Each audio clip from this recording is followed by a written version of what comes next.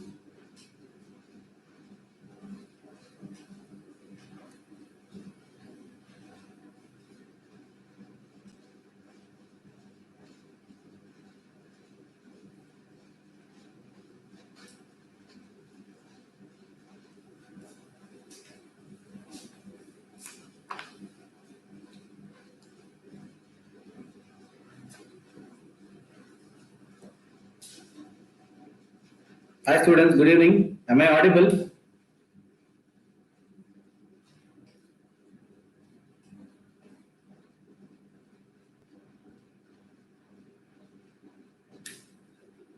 Fine. Okay.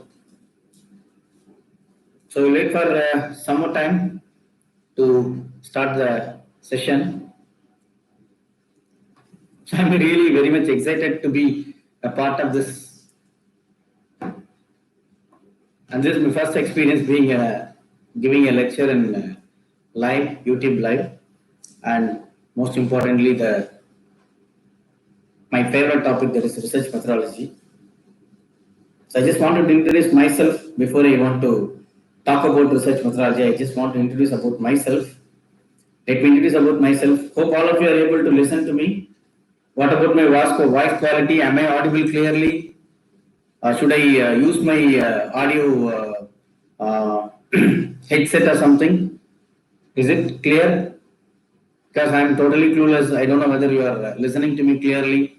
Please respond, students, so that we can start the session.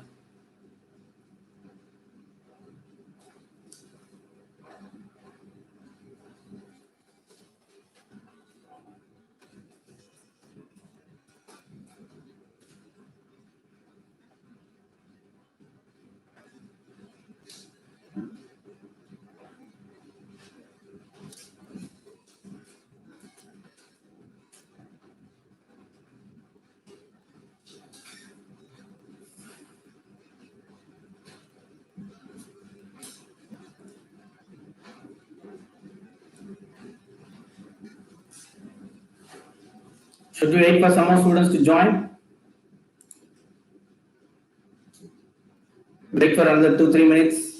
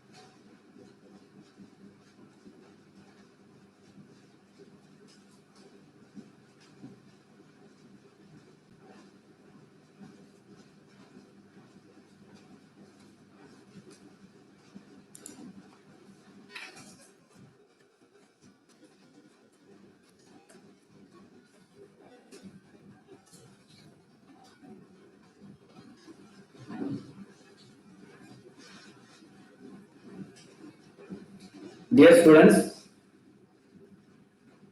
good evening all once again. I'm so happy and glad and really excited to talk to you regarding research methodology. Let me introduce about myself. Most of you by this time you know. I'm Dr. Balaji, working as professor and HOD, Department of Community Medicine in Tagore Medical College. I have almost 12 to 15 years of teaching experience, including my tutor period in MD Community Medicine. Almost 15 years of my teaching experience. So the way I started my research, it's really fascinating to me. Just 15 years before, I was just thinking about what I was doing in first year and second year MD thesis period.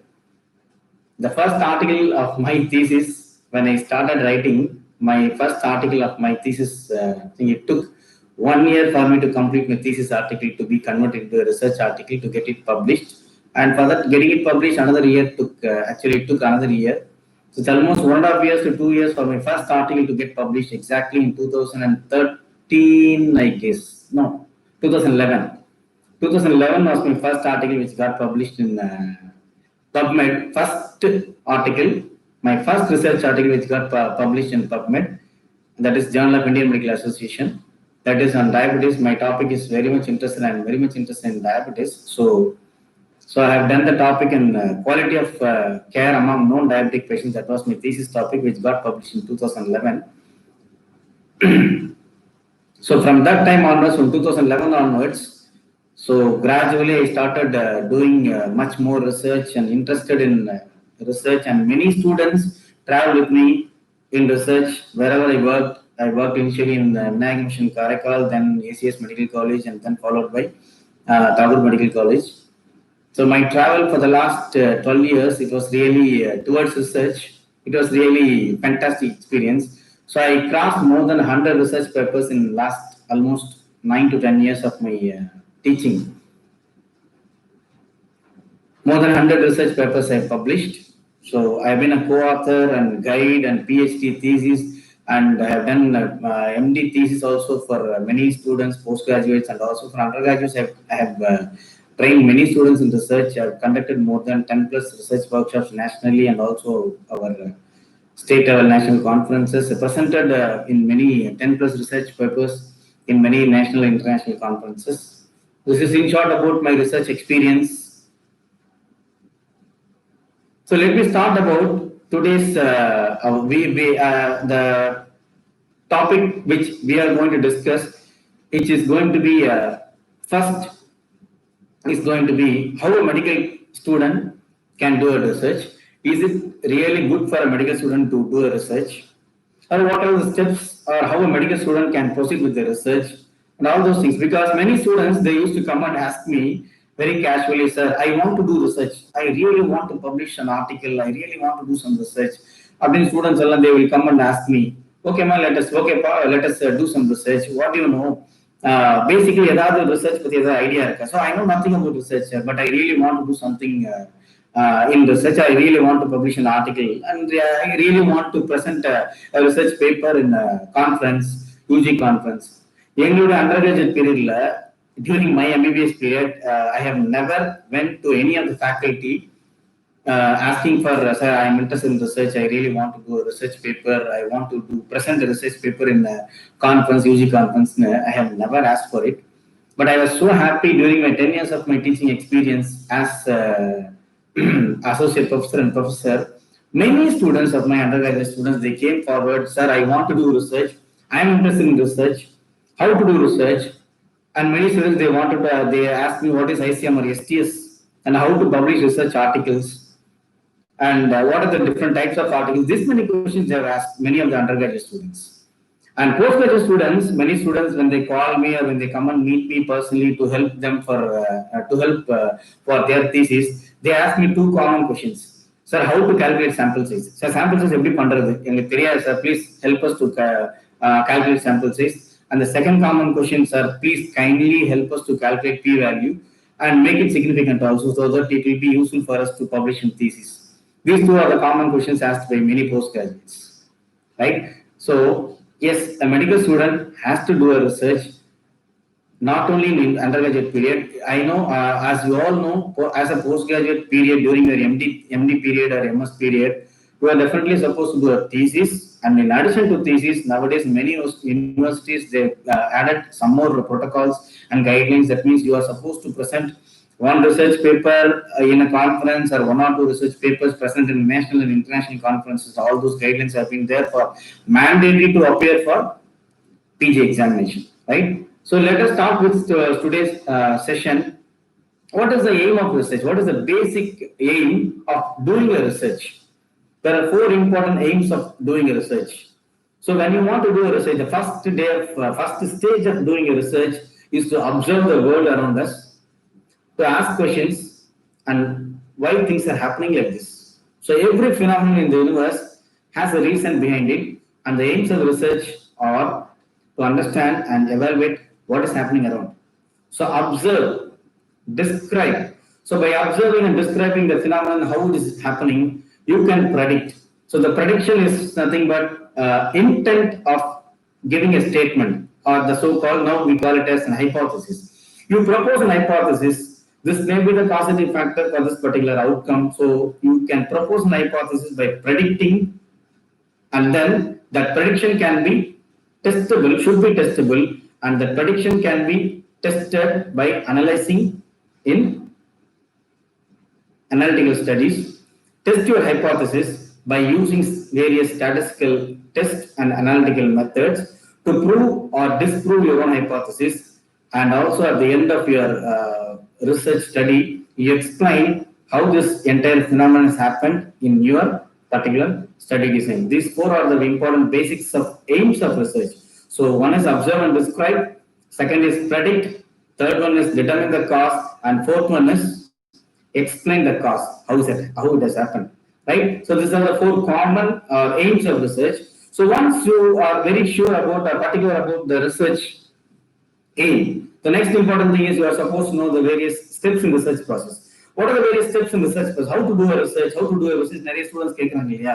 The important steps in research systematically நீங்க கத்துக்கிட்டீங்கன்னா very simple to do a research. Say for example, ஒரு topic ஒரு research topic பண்ணணும் அப்படின்னா first thing என்ன, you have to state about that particular research problem in terms of that we call it as a research topic. நீங்க உங்க under graduate லெவல்ல சொல்லணும்னா finding out a research topic, so which is expressed in terms of statement of a research problem.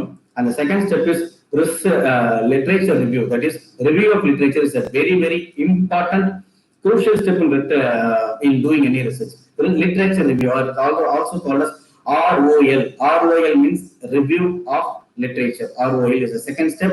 Third step, when you do some research, see, this literature review is very important. It starts from the finding of the topic, making it very clear and concise, then followed by entire research process. You need that particular literature review. Okay, this is a very important step. We will explain about each and every step in detail. Let us just complete about the research process. So second step is research review of literature. Third step is formulation of hypothesis, that is creation of your own hypothesis.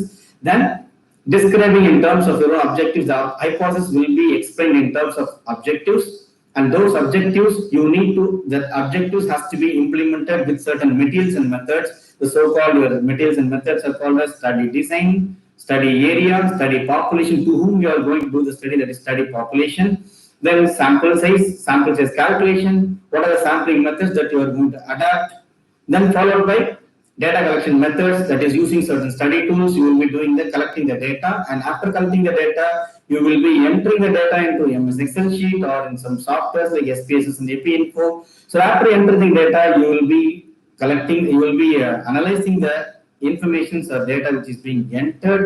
So after analysis, you will be testing your hypothesis with the help of your statistical tests. You will be doing chi-square test, Patty test, unpatty test, all those tests that you will be performing to prove or disprove your own hypothesis, and then finally write the report based on your results and findings. So these are all the steps of research process.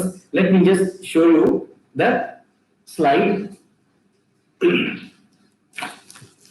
So I have just taken a printout just for you to understand the steps. So statement of research problem, review of literature, formulation of hypothesis. Is it readable?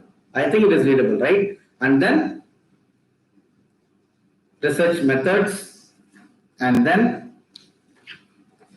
selection of study instruments, data collection method, data entry and analysis, and finally the interpretation of results and writing the report. These are all called as various steps in research process. Okay, students. So, any questions in this research process? I just really want you guys to be very careful in review of literature. Let us talk about little more in detail about review of literature. What is review of literature? Anybody knows about what is review of literature? Let me tell you.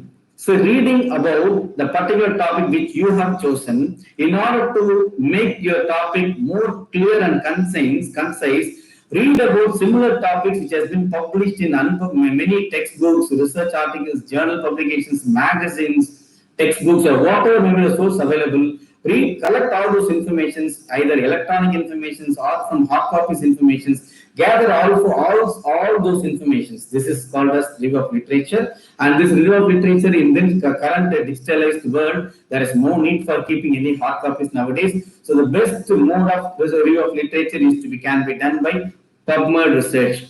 Please, as much as possible, avoid searching in Google. As you all know, Google is very sensitive for keywords. Better to do a literature review, especially in PubMed research and Cochrane library and any other indexed database. That is very, very important, right? So while you are doing the literature review, very important, please download the articles when you read the literature review, right? So keep the PDF document and name the document like Chinese study or Italian study or something like that, and go through the abstract alone in the beginning. Do not try to completely read the text. These are all small tips which I have learned during my experience. I'm just telling you. So please download as much PDF documents as possible and with the complete information of the articles, the authors, and everything that is important.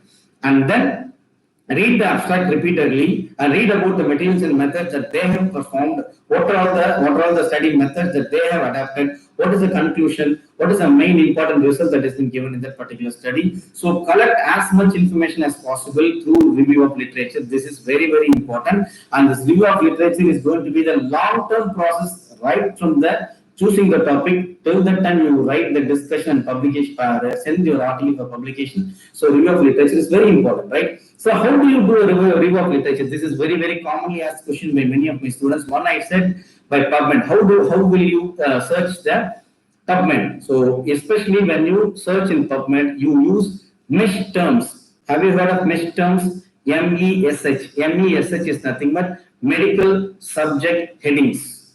Use the keywords. Use the mesh terms. Use the author names if you know. Use the journal type or journal article name or study topic. These are all the different way of searching the review of literature, right? So once you know about your own particular topic very specifically, then you state your own hypothesis. From that hypothesis, you clear your own objectives and then start proceeding with the next important step, which is called as identifying the study design. So let me show an example. I'll just show an example. Hope this is also readable. If any doubts, please ask me. What is the study type? What is the study type? A case control study on smoking and lung cancer, right? Second one is, what is the research question? Research question is framed like this: Is there an association between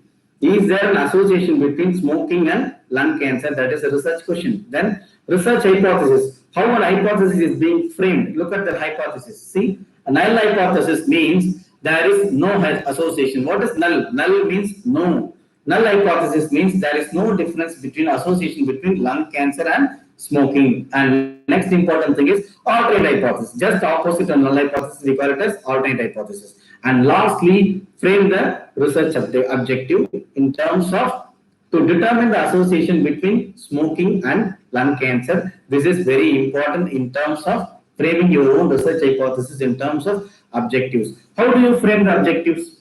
You are supposed to create, or you are supposed to know a mnemonic called as SMART. Have you heard of SMART? SMART.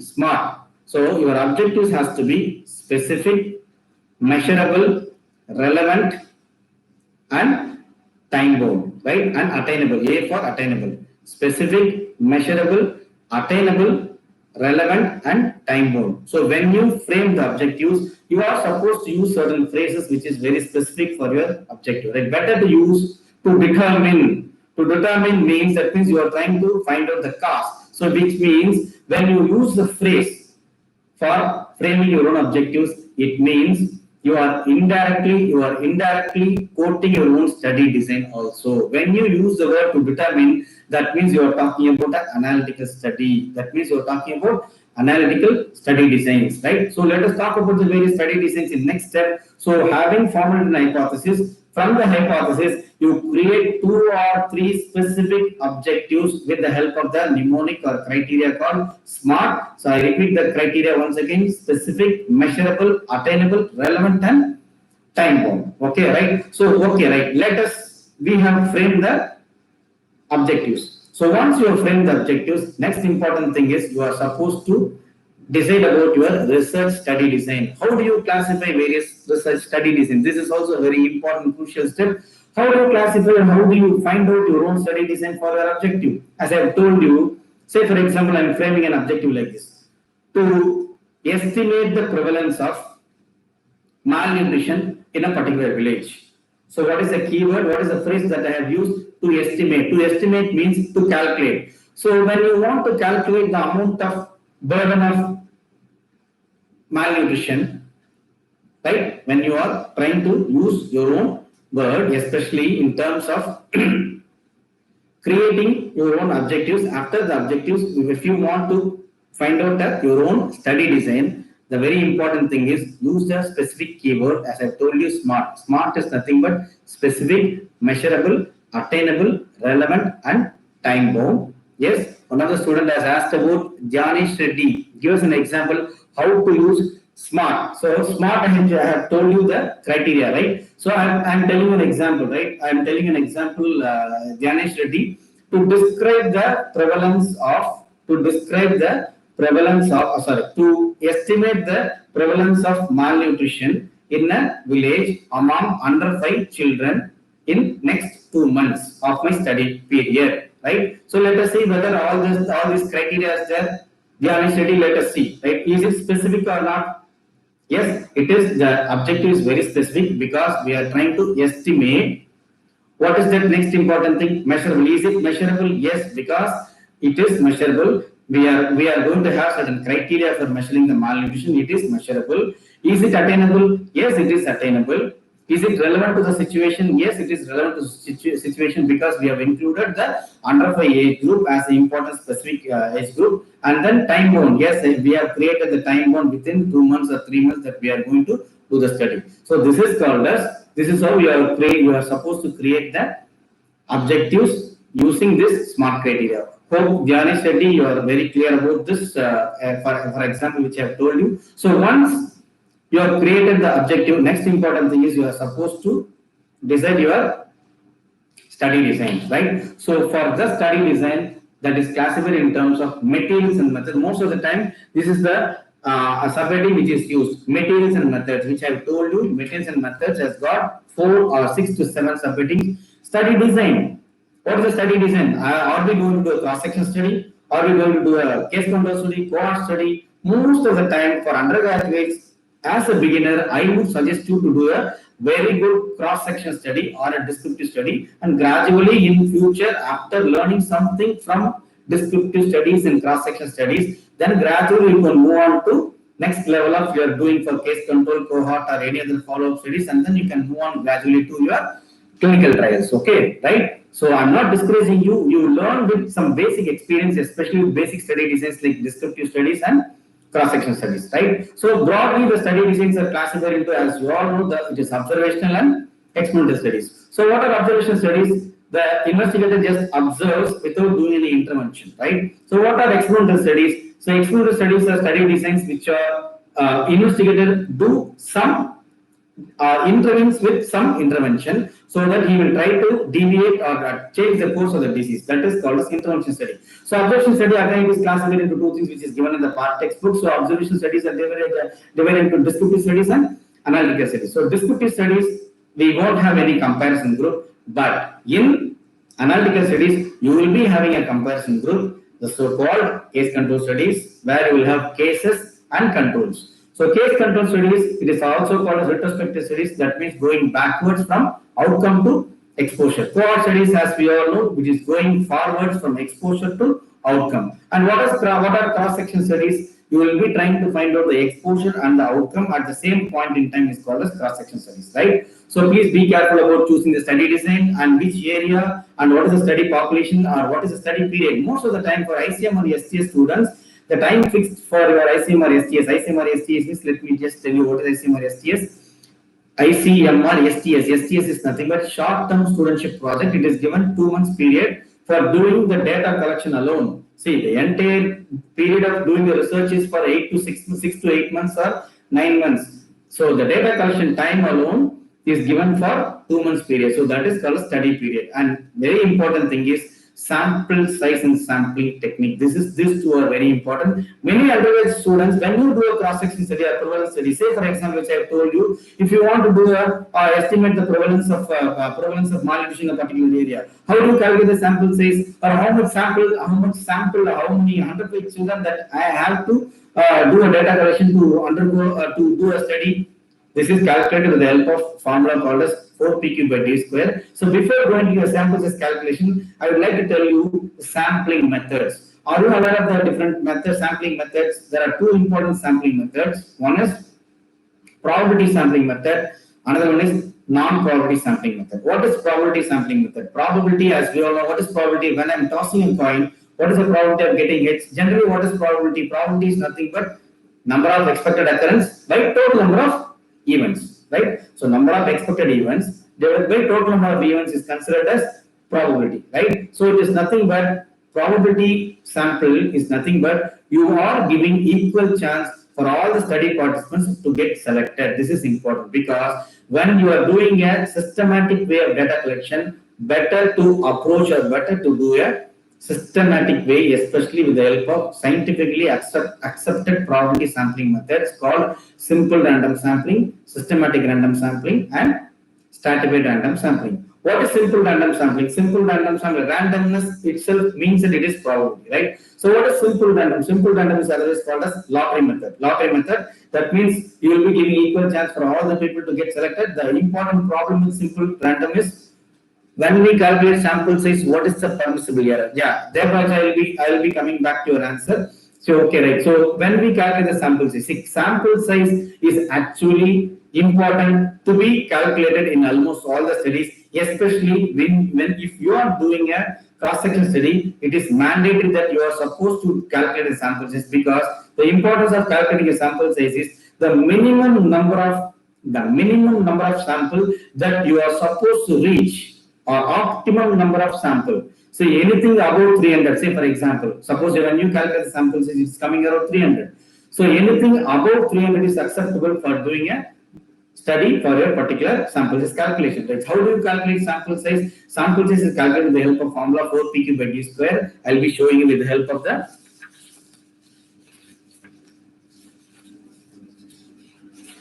yes, I have got it. So calculate the sample size with the help of the formula 4pq by d square. Undergraduate students, please do not worry about how this 4pq by d square formula has come. So this is mathematical calculation which has got, I need to take a separate class for that. So this is the way of n is nothing but sample. So 4pq by d square, p is nothing but prevalence. Say for example, the prevalence of a particular anemia is, in a particular area is 50%.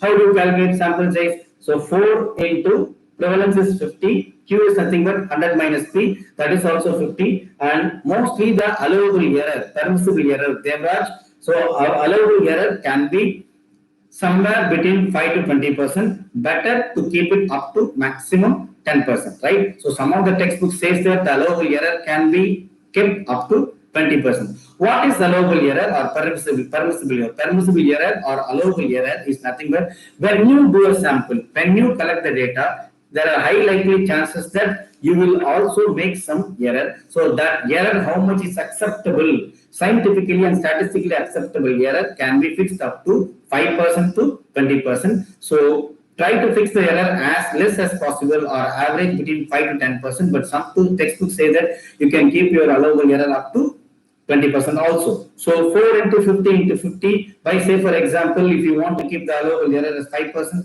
so 5 into 5, 25, when you calculate the sample size, it will reach around 300 to something, right? So this is how you are supposed to calculate the sample size, especially when you are doing a prevalence study or cross-section study. But it is mandatory for all of you to calculate the sample size, even if you are doing a clinical trial or any other qualitative research.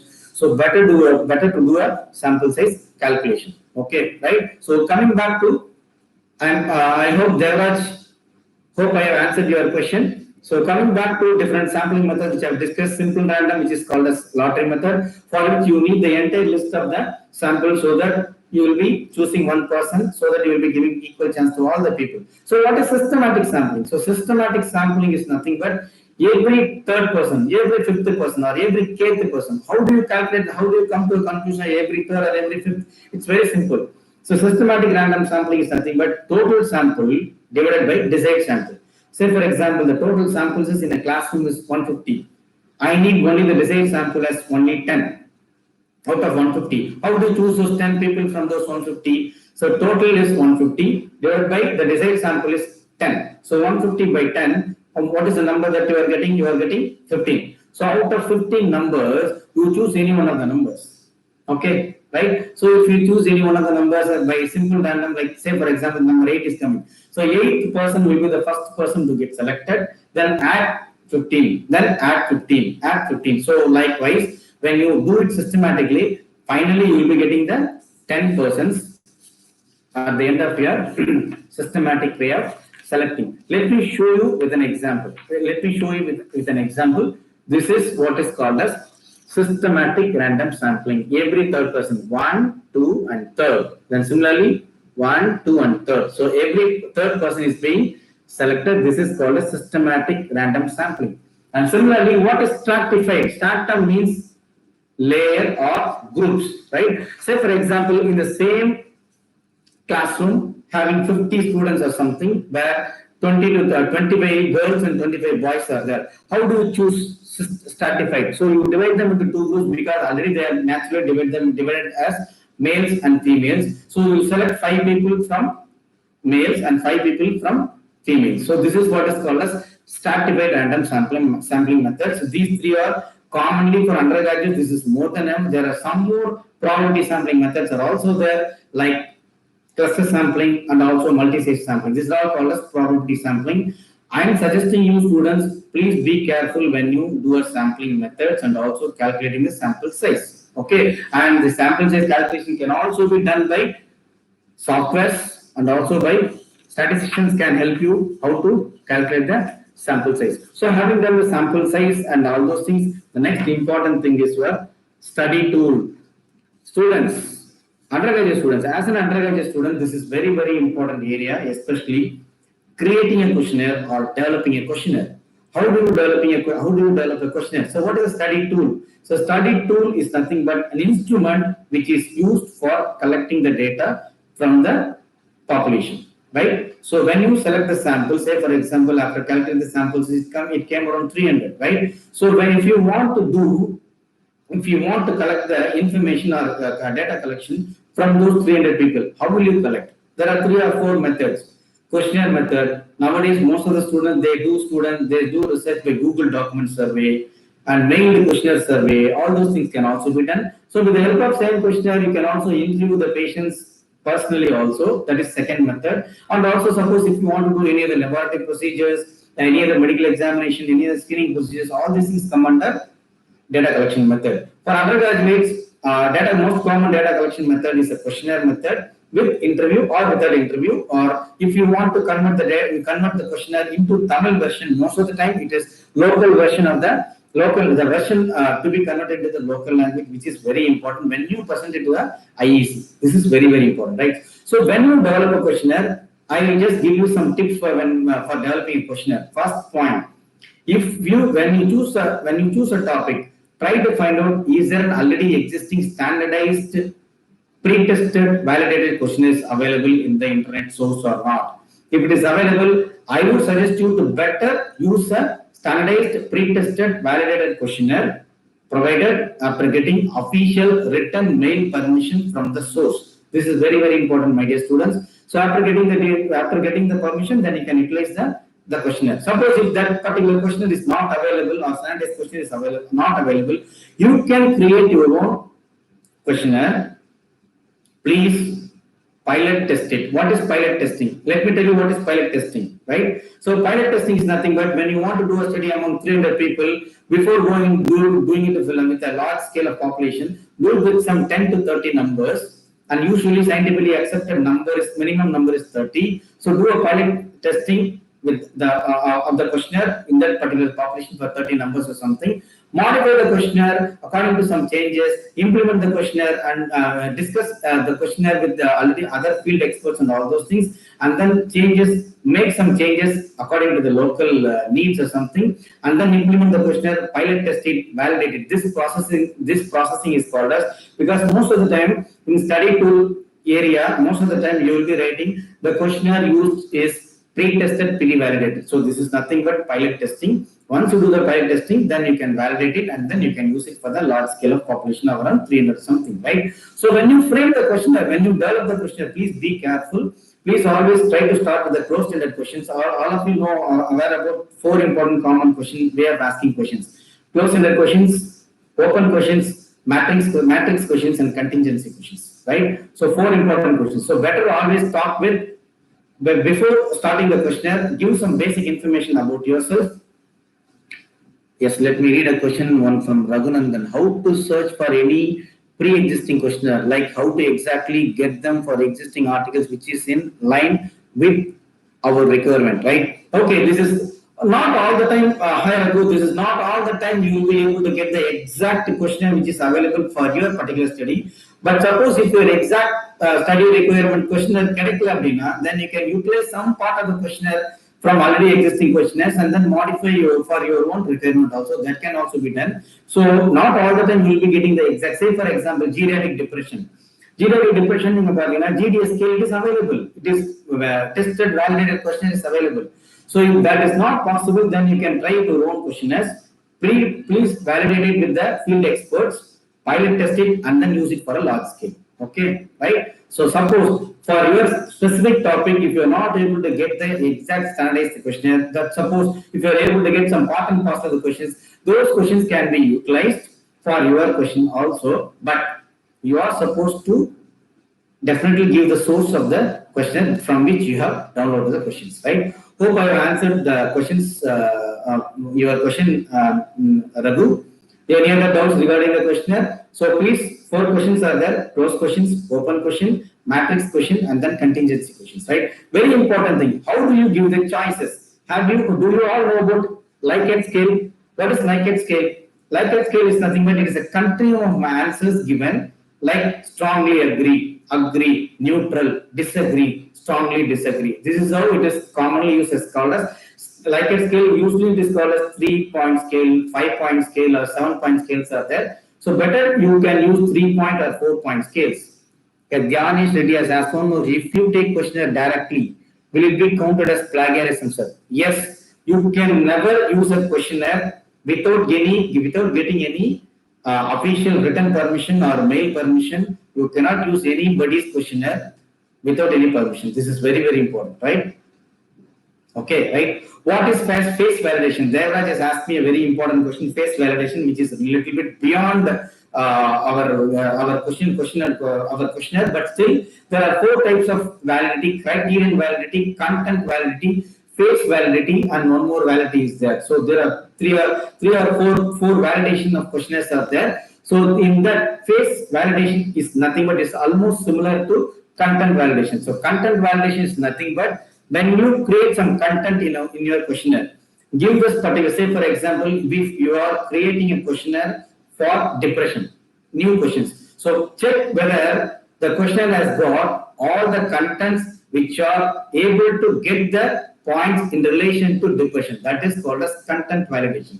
And similarly, what is criterion validation? Criterion validity is nothing but those points, whatever that you have questions that you have taken in relation to depression, that should have the criteria for diagnosing depression or should have a screening criteria for depression. And similarly, face validation is nothing but getting the final opinion or expert opinion from the psychiatrist or psychologist regarding the content and also the criterion validity. All those things are considered as face validation. Okay, right? So next important one.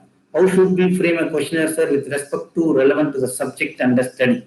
How should we, yeah, for that framing a questionnaire with respect to relevant to the study subject, you are supposed to do literature review as much as possible. Do literature review, find out the results and find out the answers or find out the materials and methods and results published in that particular similar topic which you have chosen, which already published it. Other than the questions, you can choose one or two questions the way that they have published in their results. Otherwise, you can choose some of the questions. You can validate it in future for your research. So in that way also it can be done. I have done many studies like that way. It is not stealing their scientific content. It is finding out how they have presented their own way of results. So from those results or from those findings, you can frame your own questions for your own study topic and create your own comprehensive questionnaire also. That can be done. Hope I have answered your question, Revan. How should we frame a questionnaire, sir, with respect to relevance to the subject and the study? Okay, right? Is that clear, Revan? So the creation of questionnaire and making a questionnaire, validating the questionnaire, pilot testing the questionnaire, all these things are very important, right? Because in the study tool based on because you have got two important study outcomes, especially internal validity and external validity. What is internal validity? Have you heard of internal validity? Apart from this criteria validation, face validation, these validations are all related to your questionnaire. What I am asking is your research topic or your research has got two important validations. One is internal validity, another thing is external validity, right? So internal validity is nothing but you are supposed to measure or you are supposed to exactly, accurately collect the information what it is supposed to measure or what it is supposed to be collected. That is called as internal validity. That's why you are supposed to do this pilot testing and your validation of your questionnaire. So that is called as internal validity. And once you have done this data collection of a particular sample, this particular sample findings you are going to extrapolate to the general population or population from which it is drawn. That is called as external validation. So your making of the questionnaire and utilization of study tool has got a very important place. So which will decide your both internal validity and your external validity. So once you are sure about your study tool, then you enter into an important area called data collection method. That is called as various data collection methods called interview and all those things, interview method, laboratory diagnosis and all those things, right? Yes. Next important is, let us just talk about briefly about some basics about statistical test. Once you have collected the data, please be careful when you are entering the data into the MS Excel sheet or your SPSS software or your EpiInfo software. I would rather suggest all of our undergraduate students to enter the data into the MS Excel sheet rather than going into the software, jumping into the software immediately. So first enter the data into the MS Excel sheet.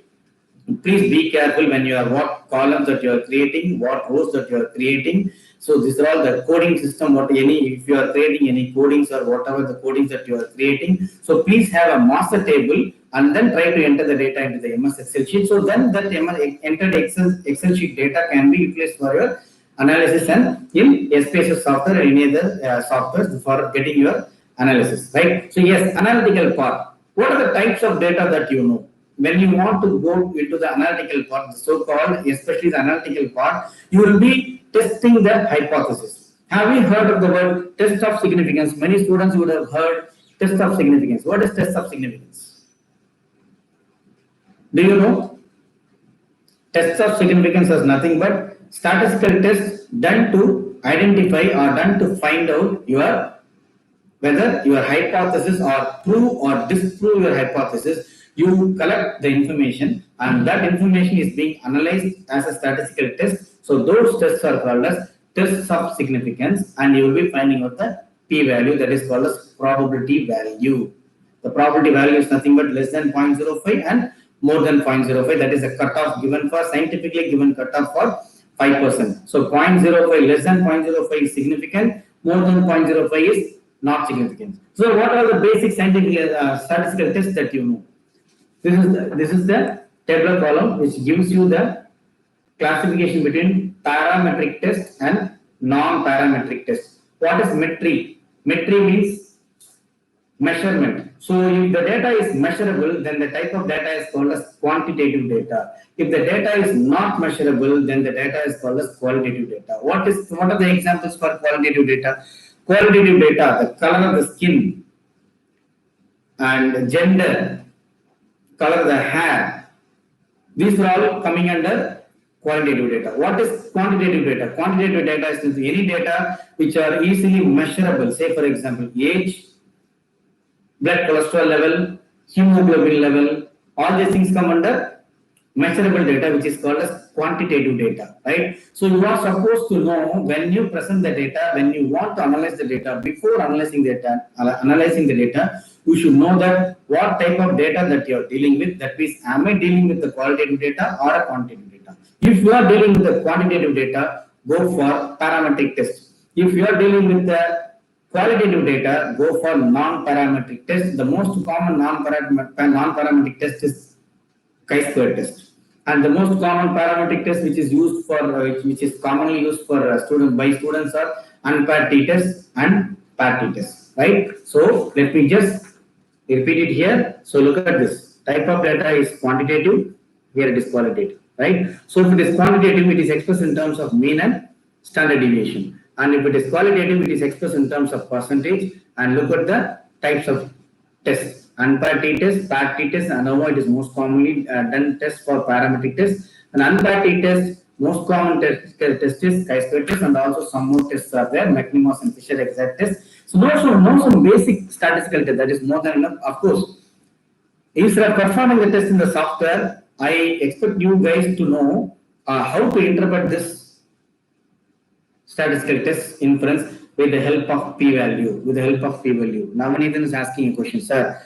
Is it more credible for a study to gather quantitative responses / data than qualitative responses? Is it more credible for a study to gather? No. See, credibility for a data is not dependent on whether it is a type of, it is not dependent on your type of data. Navneethan. So it is nothing but if whatever the study, your research topic demands, if you are dealing with the quantitative data, you can present it in quantitative only. Okay, right? So there is no question. See, the credibility of data mainly depends on how you collect the data. How far your data is credible is nothing but how you are able to collect the data basically from the study sample. That is more important rather than credibility talking about the difference between qualitative and quantitative. Okay, right? If your study topic is qualitative, say for example, I want to do a qualitative study among, say for example, I want to do an opinion-based study among how this internet-based or especially the digital-based teaching, how it improves the learning experience among students. So opinion can be obtained in terms of qualitative aspects only. So that is called as qualitative research. So qualitative research demands only the qualitative data. So the qualitative research opinion can be applied by one-to-one interview, which is called as face-to-face interview with the interview guide, and the entire interview will be recorded. Or it can also be done by this digital interview also, by WhatsApp interview or any other Skype interview can also be done. So this is called as face-to-face interview can also be done. And focus group discussions. These are the different methods of data collection for qualitative methods. And similarly for quantitative, if you want to measure blood cholesterol level and versus the drug, whatever that you are giving, how it reduces the blood cholesterol level. This is typical quantitative data, right? So credibility is not based on whether the data is qualitative or quantitative. Credibility is mainly depends on how you collect the data, how your questionnaire is standardized and pre-tested or pre-validated, and your data can be a qualitative data or quantitative data based on your research topic and your data collection method. Okay. And Dhyanesh Reddy, can you explain more about those tests? Yes. What test that you want, Dhyanesh? Tell me. Do you want more about chi-square test? Do you want more about unparty test, party test? Let me tell you with an example, right? So for Dhyanesh Reddy, look at this table, right? So before choosing a test, before choosing a particular test, look at this.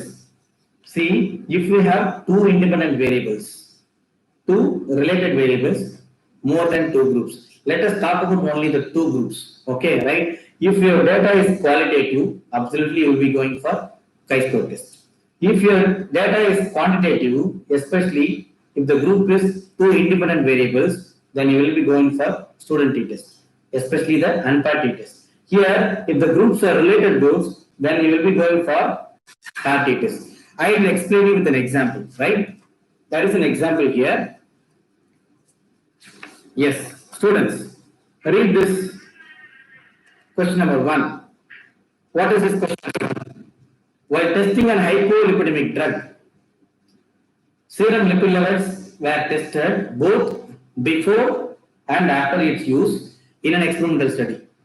Which statistical test is best suited for the statistical analysis of the result?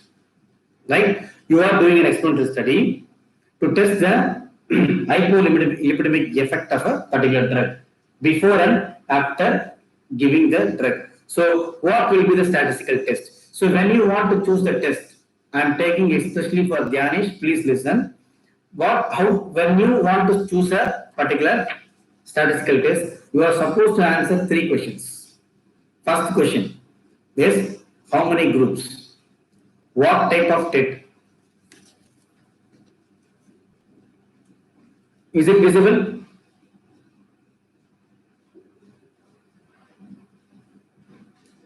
Read only the question number 1. We will discuss about the question number 2 later. This is very important and interesting aspect. Read only the question number 1. Yes. Hope all of you have read the question number 1. Okay. Let us discuss about the question number 1. Okay. Let us discuss about the question number 1. So what they have done in this study? They have done an experimental study to find out the effect of a drug given before and after, and especially reducing the lipid. Sir, Sujit, if I am to use laboratory report for quantitative analysis, can we rely on patients' reports taken from different labs? Absolutely no.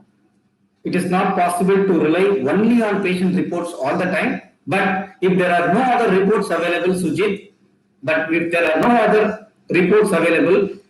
then at least you can use the patient reports available, not from the patient words, right? Suppose if the patient says that, sir, my blood sugar value is this much in last 2 months back. No, you cannot rely on patient words. You can use the patient reports, but that is also not commonly practiced.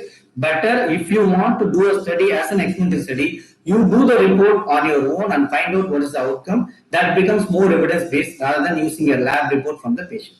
Okay, right? Okay, I'll just show you a slide once again.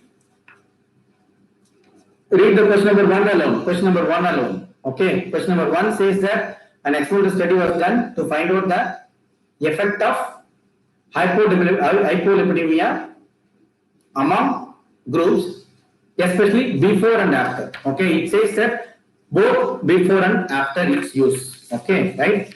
1 second, my dear students. I'll just take that page. That page will give you. Yes, look at this. So when you want to choose a statistical test, you are supposed to answer 3 questions. One is type of data, which type of data that you are dealing with, and the second one is how many groups. Then whether the groups are dependent or independent. Okay, right? Now tell me, with the help of this, what is your inference about question number 1? Is it, I'll give you a choice. Is it a chi-square test? Is it a paired t-test? Is it an unpaired t-test? Is it an ANOVA?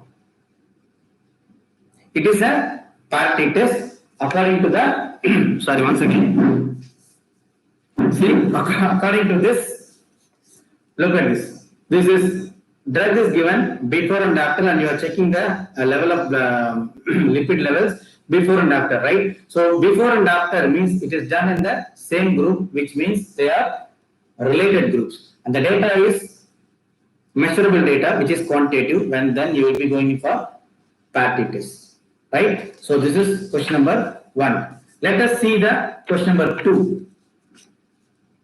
Are you clear with the question number 1? Now let us see the question number 2. What is the question number 2? Mean bone density. Please read that question. Please read that question carefully. A mean bone density among two groups of 50 people is compared with each other. The test of significance used will be, right? So you are comparing the mean bone density among two groups.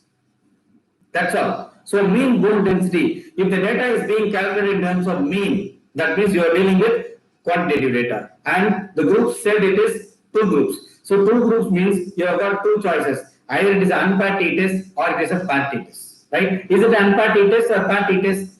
It is an unparity test because they are two different groups. This is how you are supposed to come to a conclusion that what statistical test that I will be performing for my testing of my hypothesis based on my own objective. So everything is linked, students. So framing a research question, based on a research question, you will be framing an objective and your hypothesis. And the hypothesis get the data collection. So and the data collection get the analysis. So it is linked, it is a thread. You cannot do whatever.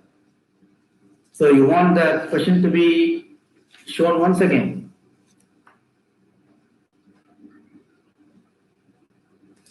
So mean bone density is compared with two groups, right? So as I have told you, mean means quantitative data. Bone density, it is nothing but mean is only it is quantitative data. Okay, two groups, different groups. So it is going in for unparity test, right? So let us see the question number 3. Read the question number 3. I'll give more time for you guys to read the question number 3. See, this would have been very easy if I would have presented with PowerPoint. அது இன்னும் நல்லா இருந்திருக்கும், ரொம்ப இன்ட்ரெஸ்டிங்கா இருந்திருக்கும்.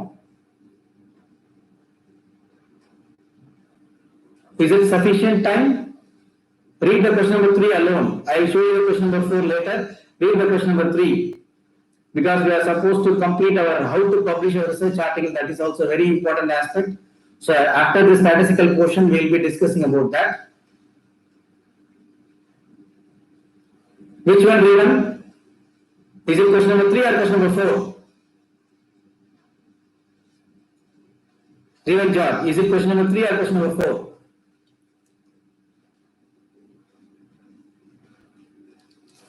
So question number 3, for testing the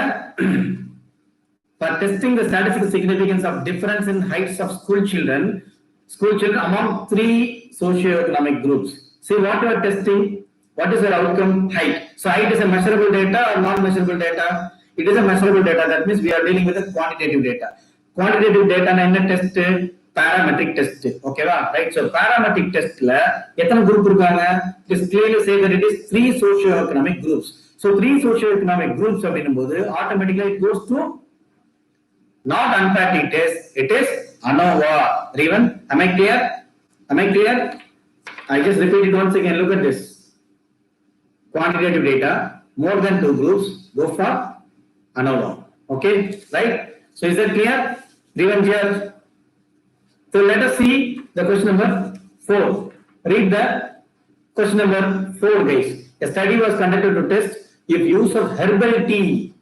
I just read it once again. Yes, one second. One person was asking the question: can first and second year students do any kind of basic research, like making a survey for finding out how many common people do self-medication and what they think about for analysis and public? Yes, absolutely, Arun. Absolutely. Basic survey questionnaires also can be done. Only thing is, Arun, you are supposed to standardize the questionnaire. Pilot tested, clear questionnaire, expert nalla kaatunga, nalla expert quantitative validation process lam pannittu. You can do any survey, first year, second year, anybody can do research. Anybody can do. This is what I am telling you. As medical students, right from the first year or second year, do some basic cross-section study designs or cross-section surveys pannunga. that will give you a lot of satisfaction. Okay, my result has given this outcome. Abhi nomba happy. You can do research. Arun. Hope I have answered the question for you, Arun. So let me just read the question number 4. Students, all of you read the question number 4. This is little bigger, but I read the question. Please listen.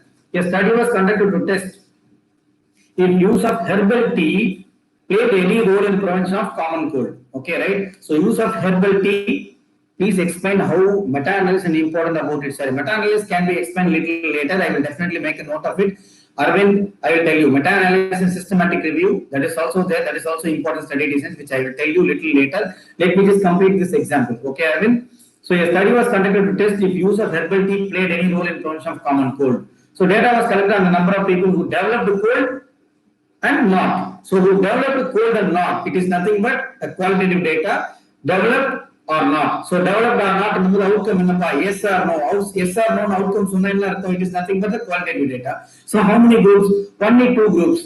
So 2 groups, it is chi-square test. Okay, right? So this is how you are supposed to come to a conclusion with the help of 3 important questions. I repeat this, students, this is important for you guys. So find out what type of data that you are dealing with, find out how many groups are there, and find out whether the groups are dependent or independent, right? If you answer these 3 questions, then you can very well find out you are going to perform chi-square test, unpaired t test, packed t test, or ANOVA, right? So let me just come to a question of Mr. Arvind. Please explain about meta-analysis and the importance about it, sir. Yes, meta-analysis, Arvind, I would like you to know a little more about systematic review rather than meta-analysis. Of course, for undergraduates, both are same only. What would be reliable topics of first and second years to say? Reliable topics, Arvind, Anjali, nothing you can say that reliable topics for first and second year, reliable. You can choose your own topic based on your own feasibility of data collection and your guide, right? So nothing you can say that first year, second year, this is reliable, this is not reliable. It is not like a watertight compartment, right? So let me explain to Mr. Arvind about systematic review and meta-analysis. So systematic review is nothing but scientific and systematic way of getting the information from the already published sources, from already published research articles. The information entire article you convert into your own article and then write it in a very large number of words, like 400 words and 4,000 to 5,000 words use panna. That is called as systematic review, which is also called as meta-analysis. Meta-analysis is nothing but analysis of analysis. We use the word analysis of analysis. That means to get the official permission from the publisher, those who publish the data, get the informations related to your topic. Suppose if some 10-15 studies you want to collect. So collect the information from all those 10-15 studies. Only thing is, all those 10-15 studies may or may not be in your own study design. Say for example, you want to prove the hypothesis like smoking causes lung cancer hypothesis. You want to prove and you want to write a systematic review. I'm answering the question for Mr. Arvind. Okay, right? So you want to do a hypothesis testing for smoking causes lung cancer. As you study panla, you want to collect the data from some 15 to 20 articles. Some 15 to 20 articles, 5 studies would have been a cross-section study, or 5 studies would have been an experimental study, or 5 studies would have been an analytical study, or some other cohort study or something, right? So every study has its own advantages and disadvantages, limitations, biases. So when you do a systematic review, get official permission from all the published authors and also from journals, and get those data and start writing the systematic review after completely going into the article, going into the already published article. So the number may vary, 10 to 20, it can be more than 30, it can be 40 or whatever may be the published articles. From those published articles, get the official, because there are some criteria. Systematic review criteria, especially for consort criteria. Prisma criteria. There are lot more criteria. Consort for reporting trials, and similarly for STAR is a criteria for diagnostic accuracy, and similarly for Prisma is for criteria checklist for publishing systematic review. So these are all the guidelines given for how to publish a systematic review. Go through all these things, then you can easily find out how to find out a systematic, how to write a systematic review. It is not so difficult, but you need lot of time to go into each and every published article, every published textbook content or any other source. Go into deep into your particular topic and then start writing the systematic review. I can definitely guide you for writing the systematic review, which is a very interesting, actually very interesting point, especially during this COVID time. You can take out publish the COVID articles on particular topic that you want to publish, and the particular topic you can choose some 15 to 20 articles, publish an article. You can write your own systematic review. I think I hope I have answered Arvind question. Next question: what is your advice or suggestion to undergraduates like us for the selection of topics? No, selection of topics, Mr. Raghu. I think selection of topics on the ஒரே ஒரு advice தான் உங்களுக்கு என்ன தெரியுமா? First, assess your data collection source or data collection feasibility பாருங்க, because research பண்றங்கிற பேர்ல you cannot afford to lose your regular academics. Many of the students, they come and say that ஒரு இன்ட்ரெஸ்ட்ல வந்துருவாங்க பண்றேன்னு சொல்லிட்டு வந்துட்டு finally they find it so difficult to take both research, academics, extracurricular activities, all those things.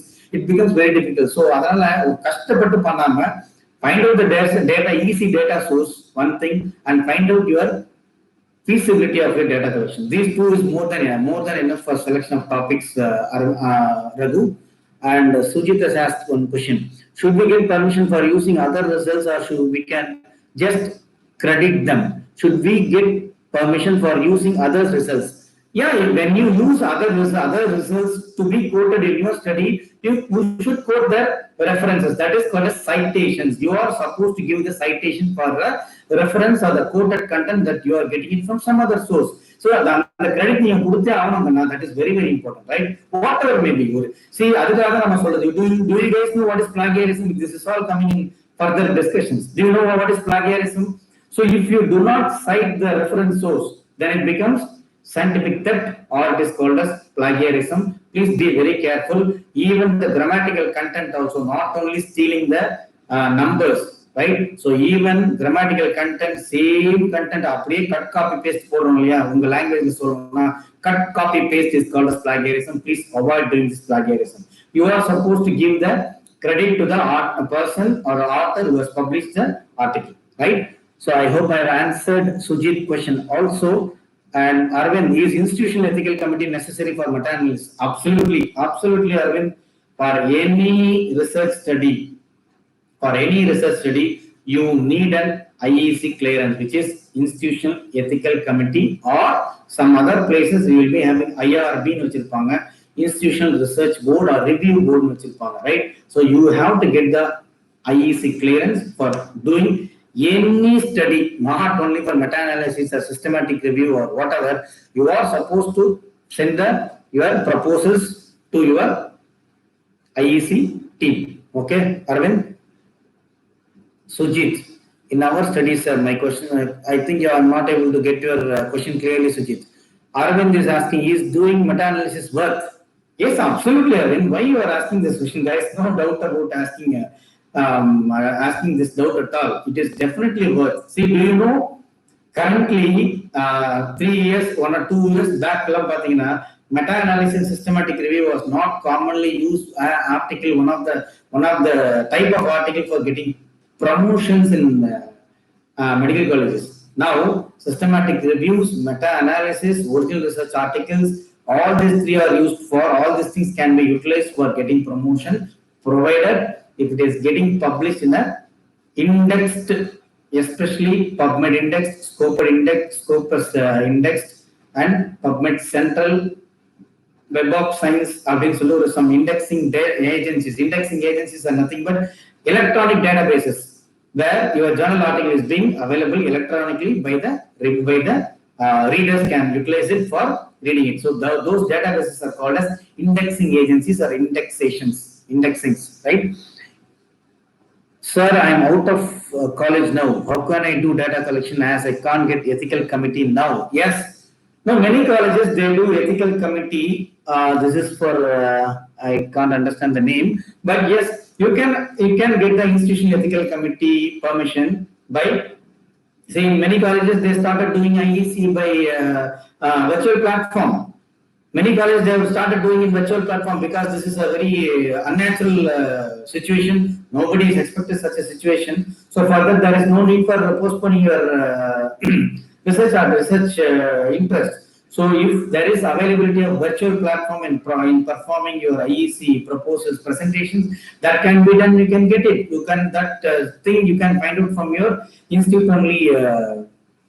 Is ethical committee clearance is needed for a surgery type of study? Absolutely. That just now I said, Anuvada, for any studies, undergraduates, please be careful, be clear. You need a IEC clearance. There is no doubt about it. IEC clearance illama, please do not do any studies.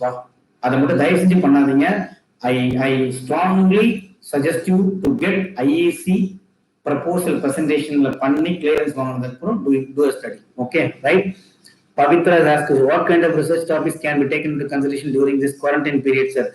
Kind of research projects, if you want to do a project, I would suggest you to suggest one or two topics. This can be discussed actually personally rather than in this platform, but I can tell you one or two topics, maybe virtual learning studies பண்ணலாம், COVID பத்தின KP studies பண்ணலாம், COVID, especially COVID how they are coping, what are the psychological mechanisms that they are adapting, defense mechanisms that they are adapting for coming across this COVID situations, economic problems faced by people. Many topics are there that you can do at this particular quarantine period.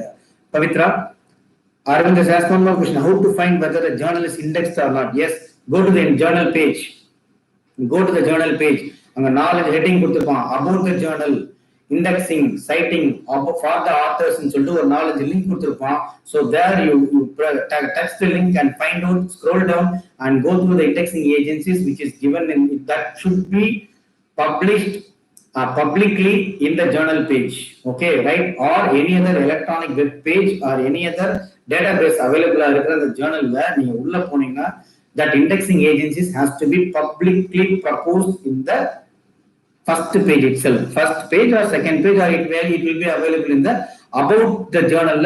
Kandipa, it should be given. Okay, right? So find out. Okay, how to find out whether a journal is indexed or not. So this is the way you are supposed to find out, right?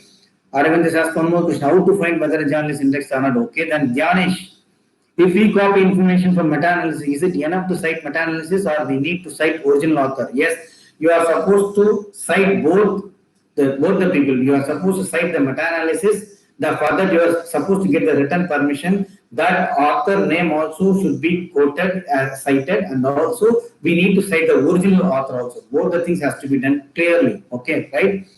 Arvind, for cadaveric study, many not getting IEC approval, sir. See, for cadaveric study, many not getting IEC approval is not good, but still you can get IEC exemption. IEC exemption or criteria, but IEC exemption also should be signed by the IEC coordinator. Okay, right? So that is also should be done, but IEC exemption or a certificate that should be obtained from your institutional ethical committee. Okay, right? I did a Google survey regarding COVID-19, even posted it in the forum of WHO and gained good response. But I did all these without ethical committee clearance. Will that be a problem, sir? Yes, in future, it will become a problem. But be careful, students. Whenever you do even a simple survey or questionnaire-based survey, whatever that you do, better you do it with a IEC clearance or even with IEC exempted clearance, no study, IRB clearance, or with your deed permission. You get an official permission from the head of the institute. But better I would suggest you not to do any study without getting any IEC clearance or IEC exemption letter. Okay, right? So how to get published? So how to write an article? What are the portions? What are the parts of a research paper? Hope all of you know this. These are the different parts of research paper. Start from abstract, then introduction about your particular topic. This is called a top-down approach, narrow-down approach. So start from broader concept and then narrow down to your justification of your topic. Okay. Then your aims and objectives, then materials and methods, results, discussion, conclusion, and then your reference list. Right? Can you please give some example of free indexed journals? Free indexed journals. So what do you mean by free indexed journals? See, indexed journals, go through your Google search la poitu type your specialty journal. Okay, suppose you want to, if your topic is related to microbiology, if your article is related to your anatomy or any other thing, right? So go to this particular specialty journal name போட்டு get the journalist name. Okay, right? This is the first point I am telling Arvind. So first point is to find out the different journals, right? Then under journal kulara website page kulara போட்டு then you find out whether is this journal is an index journal or free index la edum kediyadu. Any journal is indexed. So I think your question is free to publish nu kekka varinga nenikiren Arvind. Am I correct Arvind? Free to publish கேக்குறீங்களா இல்ல free index journal? Free indexation எதுவும் கிடையாது. So free to publish without any publication charges. So many journals are there without any publication charges that you are only supposed to know, supposed to identify based on your article, study topic and study article or specialization. Say for if you want to do a study in microbiology journals என்னன்னு பார்க்கலாம். For this, I will suggest you to find out from UGC CAD list. போங்க போயிட்டு without publication fees அதான் நான் சொல்ல வந்தேன், right? So I hope what you try to say is correct. So without publication fees is also many journals are there, but you are supposed to find out. It takes a lot of time. So just like that நீங்க கேட்டீங்கன்னா I cannot just like that tell you the without publication fees இருக்கிற journal generally கேட்க முடியாது. என்ன speciality, என்ன topic, for that particular topic is there any free journals are available without any publication fees that we need to find out after going through extensive search. Okay, right? Am I okay with Arvind? I think I have answered correctly for Arvind, right? Pavitra has asked a question. Where else can we post our research papers other than IMCR, ICMR? Where else can we post our research papers? You can post. Post means I don't understand. Post means you mean to say you want to publish it. See, your articles can be published. Your articles can be published based on, I'm telling you reason, just now I told you, your articles can be published based on your research topic, which specialty, and also ICMR STS is one of the ICMR ni publish பண்ண முடியாது. ICMR is having a journal which is called as IJMR. IJMR is the Indian Journal of Medical Research. ICMR is our central nodal research agency which is conducting a short-term studentship program for promoting research among undergraduate medical students. That is separate issue. ICMR, okay, right? ICMR is running a journal called IJMR, that is Indian Journal of Medical Research. In that journal you can publish. Okay, Pavitra, hope I'm correct. Hope I've answered your question. Sujit, if you are not affiliated with any institution, how can we get clearance? If you are not affiliated to any of the institute, then you can approach the nearby or any of your institutes nearby in a any medical college. Medical college will be having their own IEC. You can have affiliation. So you can get the IEC clearance through that affiliated medical college. Okay, right? Or you can also approach through universities or any other organizations. Also, they are also having NIE. So, for example, National Institute of Epidemiology, they have got their own IEC. And similarly, where I'm working as in the medical college, we also have our own IEC. So we also undertake the articles which is being proposed from outside also. So we can also approach any other medical college or institute. Okay, right? UGC list, UGC CAR list, UGC University Grant Commission -CARE. Okay, right? So find out that using Google search UGC CAR list and type panina, you can easily find out the journal list which is available, indexed journal, quality journal with good impact factor. Everything is clearly given. So that you can choose those journals. But on the journal, the publication fees irukka illaiyangiradhu on the journal web page ku da you are supposed to find out. Okay, right? How large, Arun has asked the question, how large should a data collection be to get a good idea of what we have surveyed, to get a complete picture of publisher research? So how large the data collection are, you need to say, I think you are asking about sample size. So how large or how less is the sample size? How optimal the sample size can be decided based on your previous studies. Data is based on using a 4pq by d square formula.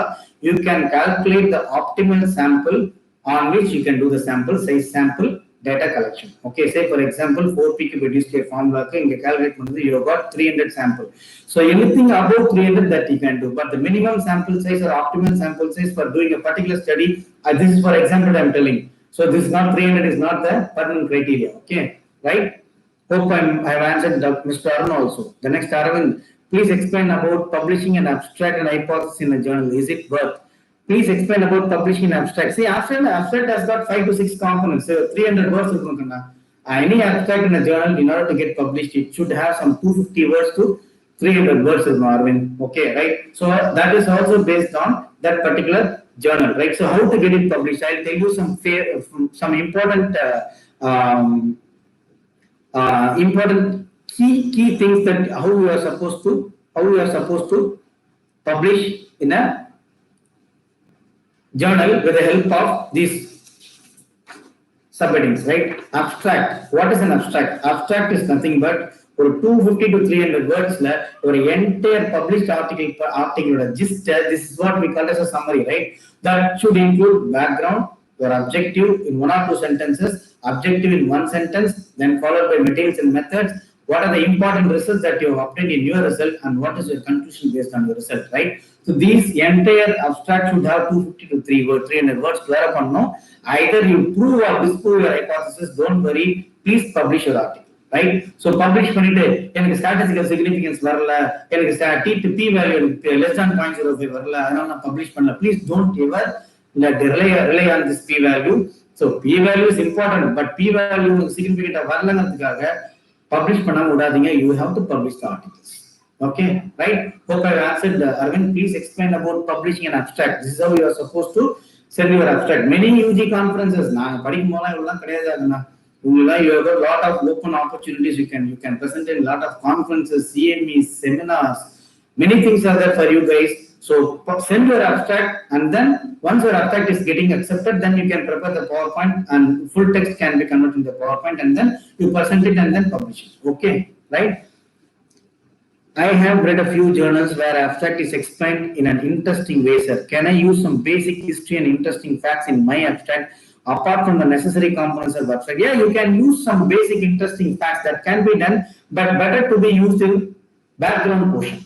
Okay, Sujit. So that background, whatever that basic history and interesting facts, and the interesting facts, it should be there only in the background, especially in your abstract. Okay, right? So after your background presentation and introduction, then you can present about your objectives, then materials and methods, results and conclusion. In the objectives portion, in the conclusion portion, you cannot use any history or facts, but these histories and facts can be used in the full text article, especially in discussion portion. Okay, Sujit, am I clear? So a good introduction, when you write an introduction, parts of research paper, when you write an introduction, a good introduction generally consists of 3 distinct parts. A general presentation of the research problem, then the layout, exactly what you are trying to achieve in this particular study, then start your own position, then proceed with your objectives, right? So then, Revan, are there any research activities where the students do not need a guide, sir? Anything which the students can do independently. Please, I would never suggest you to do any study independently as long as you are studying in an academic institute. Okay, right? You should definitely have a guide. Guide is ரொம்ப advantage பசங்களா. எதா இருந்தாலும் நாளைக்கு futureல guide definitely can take over the responsibility than the students. So please avoid doing a research independently. That is not acceptable. I would never suggest to for my undergraduate students. Even for postgraduates also, I would suggest, see, PGs are, it's better because they are registered medical practitioners, they are doing MDs, MS, so they can do independently. But still, there will be a guide for even for thesis in postgraduates, right? So please do not try to do any studies without guide. Okay, right? So some more words that you are supposed to know. I think all of you are aware about. Do you know about what is impact factor? Do you know about citation? I think we have discussed about plagiarism, indexing, index section, and the citation, and then pathachi. So when you get an information from some other source, please give credit to the author. That is called a citation. Okay, right? So index journals can be from any other database like PubMed, Scopus, Google Scholar, Elsevier. So better to get index journals always carry a little better quality than non-index journals. So always try to publish in index journals rather than in non-index journals, because index journals are scientifically qualified put. Okay, right? So when those articles are being read by any of the scientifically researchers or research articles can be used for or utilized for as a resource or as a reference by any other article. Similarly, for my articles, 100 plus articles which I have published, I have told you in my introduction, so far. So in the citations, Google Scholar, Balaji Arumugam name type panni, citations it has crossed more than 200 citations. Just cross, so that credit is very, very important. So similarly, you are also supposed to give the credit to other people, those who are publishing the articles, right? Arvind has asked one more question. Sir, in our country, funds are not available. That means, sir, even though we have many ideas, we can't proceed, sir. What is your advice to such students, sir? Yes, this is a very important limitation in our country. So that is why I would suggest you to do a basic research in the beginning. But when you become a renowned or well-known researcher, then only, because see, any funding agency will think about the quality of the research article, what you publish, and quality of the author. Say, for example, you are proposing an article for 2 lakhs or 3 lakhs, right? So, how do you expect a funding agency will give you 3 lakhs immediately for doing a research project? So, it is not possible, right? So, that is the problem in our country. Funds are available, but you should become a notable, renowned, good quality researcher to get funding for publication. But apart from all these things, ICMR STS project is funding 20,000 rupees during the student period itself. In the student period, I never know all these things. I never come across. 1970s, but 1990s, I have completed my MBBS. Okay, right? So I never come across all these things during my undergraduate period, but it is good. ICMR STS is a sponsor project only. 20,000 rupees as a stipend they are giving. That stipend can also be in place for your doing any of your project also. So those things can be done initially. Then that certificate can be utilized for getting funds for future projects. Okay, Arvind? Can you tell something about working and publishing on a research article, sir? Working and publishing on research article. See, so far we are discussing about publishing on research article, right? So when you want to publish a research article, so how to proceed, right? So create the publishing article in the form of the text expected by a particular journal. That is the first point, Raymond. Raymond, listen to me. This is a very important point. When you want to publish in a particular journal, see, every journal has got its own policy, right? Go through the journal page completely, read the entire thing about, especially about the authors, content, or go through the entire content what is given in about the authors or for authors. So for authors, the guidelines, go through the content guidelines very clearly.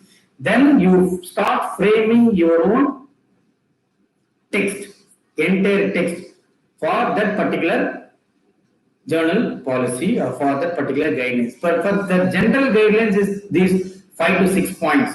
Write an abstract, introduction, then aims and objectives, materials and methods, results. Discussion is very important for full text.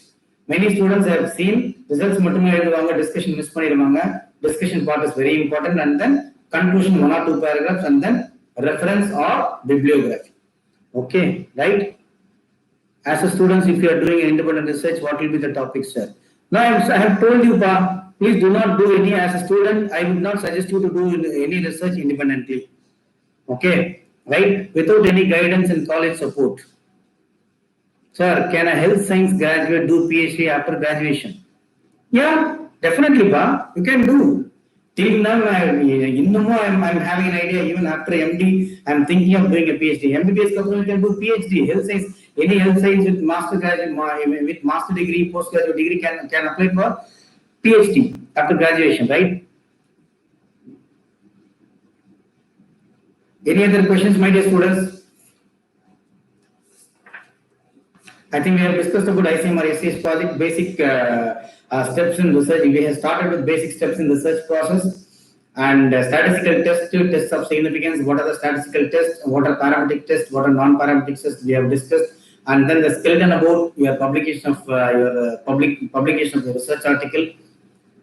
One more question. Can we do research on public spreading fake medical information through social media? Yeah, absolutely, Arun, we can do. You can very well do such a topic, but create a strong, validated, pre-tested, pilot-tested questionnaire. Yes, that is important, Arun. You can do the survey. Very, very nice topic. You can do this particular. You can very well do this topic. I would suggest you to. I can also guide you if you want, but provided you should have a strong, good quality, standardized questionnaire. Okay, right? How can we use the given 20K in survey-based studies? Right? See, for survey-based studies, you may not be, see, the fund 20,000 per you may not be in need of spending so much of money. Okay, right? So, suppose if you want to do a qualitative research, suppose if you want to do a clinical trial, you will be needing little more. Suppose if you want to do a laboratory investigations, for that you need to spend some money. So, for those studies, you will definitely need some money. That 20,000 money can be utilized. But for basic survey you will be using those stationaries uses or you can also utilize it for your transport cost or something like that. Okay, right?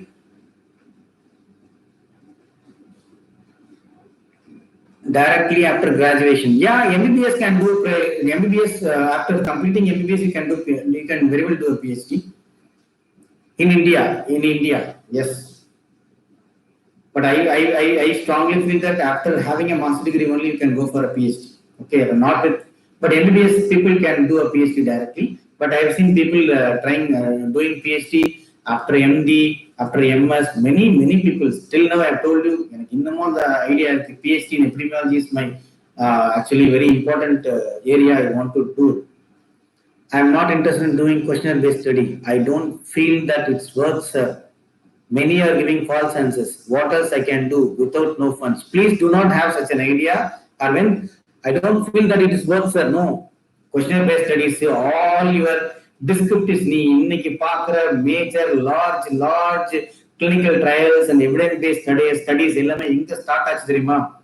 all those evidence-based studies, clinical trials and RCTs, they all started from the basic descriptive study, questionnaire-based study only. Okay, right? Of course, there are some people, they will give you the false information. That is also possible. So that is humanly not possible as a researcher, as an investigator, to eradicate the complete error from the patient side or from the responder side. But Aditya, I would suggest you to utilize a direct interview method. Say, for example, if you are sending a Google document. So how far you are sure about the data, whatever that you are getting it back from Google document is 100% proof from an individual, right? So that is not possible to ensure actually, but how can we use a given 20,000 in survey-based studies? That just now I told you, 20,000 money in the survey-based studies can use whether if it is possible to utilize for any of your transport costs, any of your patients, any other money which is used for stationaries, those things can be utilized. Otherwise, for survey based, only paper print out may not be helping you, right? So find out 600 pages for purchasing a software or for getting a laptop or getting a laptop in 20,000 is not possible. Right? So for survey-based questions, for basic things, you can utilize the money. Okay, right? Can PhD be done while doing MBBS even before? No, it's not possible. No.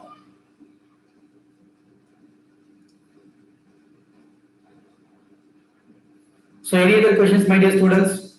I think I have almost covered the basics, statistics, how to publish, we have seen. And I was very happy to listen to all of your queries. I'm ready to even answer much more queries also. Sir, can you please tell something about obtaining consent from the participant of the study? Very good. Sujit, I'm glad that you raised this question.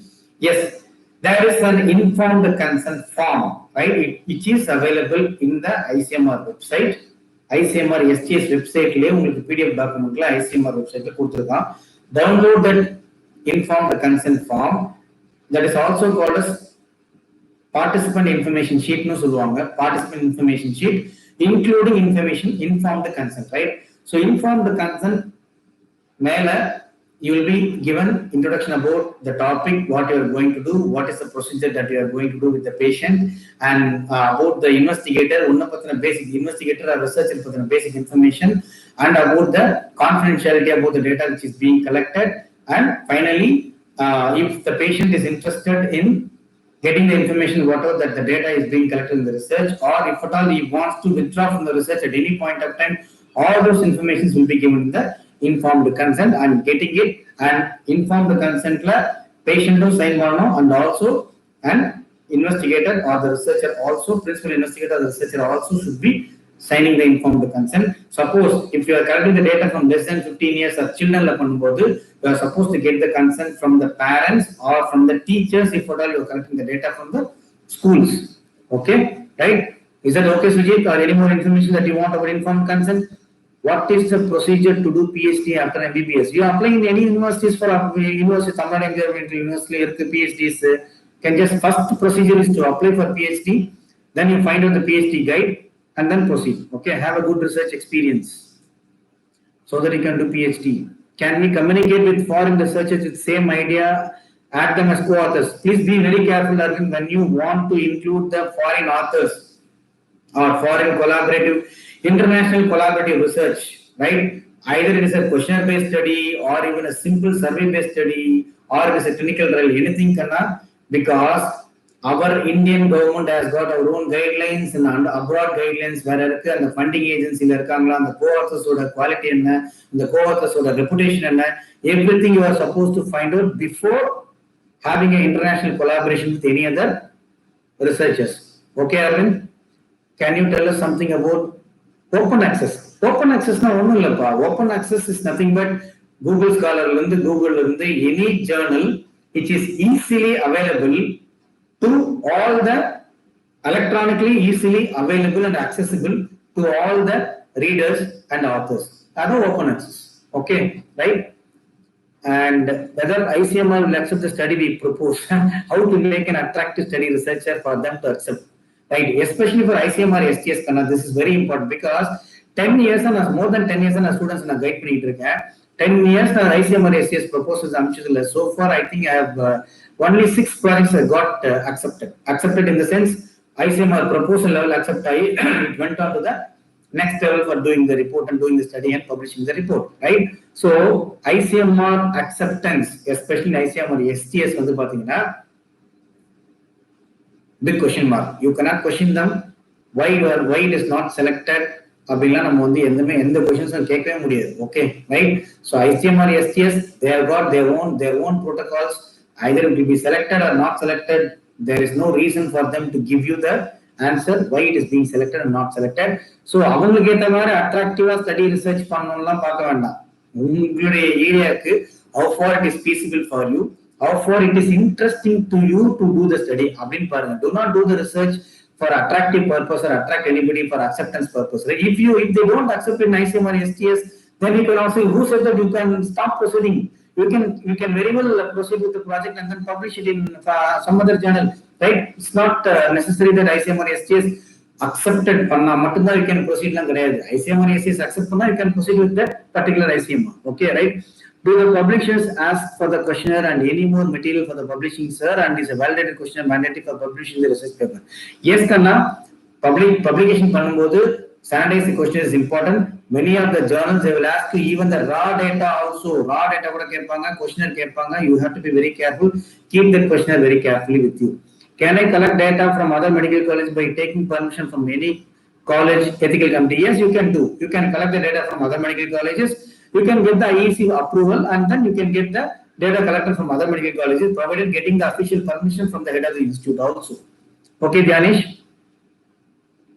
Sir, any ideas on Surya has asked a sir, any ideas on how to overcome the responders' incompliance in psychological studies when direct interviews are not feasible? Yeah, absolutely. It's a very, very tough area, especially non-compliance in psychological studies when we do direct interviews are not possible. Of course, so there are some areas in those places when then you can admit the questionnaire to the patient's attender. That is the only possible way of getting the questions filled up, provided Those informations are clearly given in the questionnaire itself. These questions are not for the attenders. These questions are for the patients. Okay, right? So this is the only way to avoid a little bit of non-compliance, especially in psychological studies. Okay, but I would suggest you to, especially in psychological studies, already published standardized scales use pannunga, that will be better. Okay, right? If there are no more questions, then we request the participants to kindly fill the feedback form given in the description below. Thank you, Prasanna. Is informed consent is needed for questionnaire-based studies? Anuradha, yes, definitely. Any study, you need an IEC. There is no doubt about it. No doubt about the IEC is needed for simple descriptive questionnaire-based studies also. No doubt about it. Informed consent, IEC, there is no doubt about it. You are supposed to get the informed consent. Verbal informed consent, now we are supposed audio taped, video taped informed consent level. So you are supposed to get the written informed consent. Okay? Informed consent is mandatory. Please tell some renowned journal other than ICMR STS who... See, ICMR STS is not a journal, Kana. ICMR is an agency which is supporting the medical students to do a research. ICMR STS is the journal. Okay, ICMR is conducting a journal which is called as ICMR, which I told you, Indian Journal of Medical Research, right?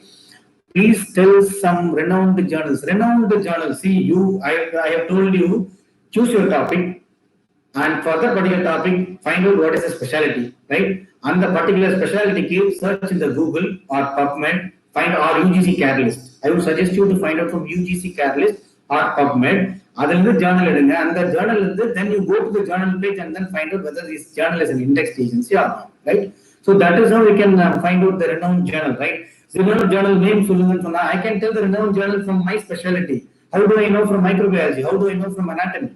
Right? I may be having so much of vast research experience, but journal names, see, Humpty number of thousands and thousands of journals are there. So renowned journals is nothing but index journals, can be found out from UGC care list. Okay, right? Janani, sir, if we have already graduated, can we approach other institutions for guidance? As you suggest, it is important to do research under a guide. It's better to have a guide. It's definitely better to get a guide from any other institute. I am also ready to guide you. So you can also get the guide from nearby place. So not necessarily that guide has to be physically present all the time in your wherever that you are as a resident. You can also get the guide. Say PhD guideline. PhD guideline. Do you think that all the PhD guides are available all the time with them as a resident in that particular town or something? No, it's not like that. So you can get the guide from anybody else, anywhere else, right? Okay. Hope I have answered you the question, right, Janani? Hope if there are any questions, I was so happy and very, very happy and glad. I have discussed with this young generation. It was 1 hour 43 minutes. I was so happy. And if you may be having a lot of doubts, you can get my phone number from your organizing team. And thank you so much for the organizing team, IMA Tamil Nadu MSN Network, Prasanna, and also Venkatesh for giving me this opportunity. If there are any questions, we'll wind up the session. Yeah, I'm getting one more question from Arvind. How to publish a journal without no funds? Without support from guide. How to publish a journal without no funds, right? So funds can be obtained either from your college where you study, if possible, from your management, right? Or the next possible thing is the publication charges can be shared by all the co-authors. This is the only thing which can be done if at all you don't have any funding agency to support your publications, right? Sir, are there any other options similar to ICMR STS by other organizations? As of now, national level support pandra biggest organization is ICMR STS only. Many other organizations are there, which I will be telling you later on. But ipodike, I would suggest to medical graduate ICMR STS mattum pannunga Kishore, which is very useful, Kishore, because an ICMR certificate that is very important. Even if you do it from some other organization, or national level renowned organization, ICMR is a nodal center at the national level, right? When you get a certificate from ICMR doing an STS project, that will be more valid instead of doing any other projects from any other organization. But I will let you know the organization later. I mean, yeah, professors are too busy. Yeah, I'm very busy. I'm very, very busy. These are all the, see, please ask any questions related to scientific or research related, publication related questions. All those logistics questions I cannot answer, Arvind. I'm so sorry. Thank you, Rohini. Thank you. Thank you. Thank you so much. Thank you all. It was highly useful session, sir. Thank you, Sujit. Any more questions?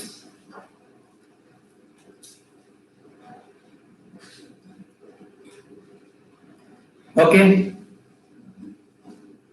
Do the research with great confidence. Try to select the nice questionnaire. Talk to your guide. Talk to all your senior faculties. Choose your topic. Choose a wise topic. Do a basic research for 1 or 2 months and get an experience of doing research. Okay, right? Thank you so much. Aravind is asking another question. If an Indian MBBS student dream to get Nobel Prize, what is your advice? Aravind, these are all out of questions, right? These are all not related to our journal publication, research, biostatistics, research methodology, right? Nobel Prize ko, அது தெரிஞ்சா நான் Nobel பிரைஸ்க்கு apply பண்ணிட மாட்டேனா? This is a nice question anyway. Okay, so thank you so much. I'm going to end the stream. Once again, I thank the organizing team for giving me this opportunity. Okay, bye bye, guys.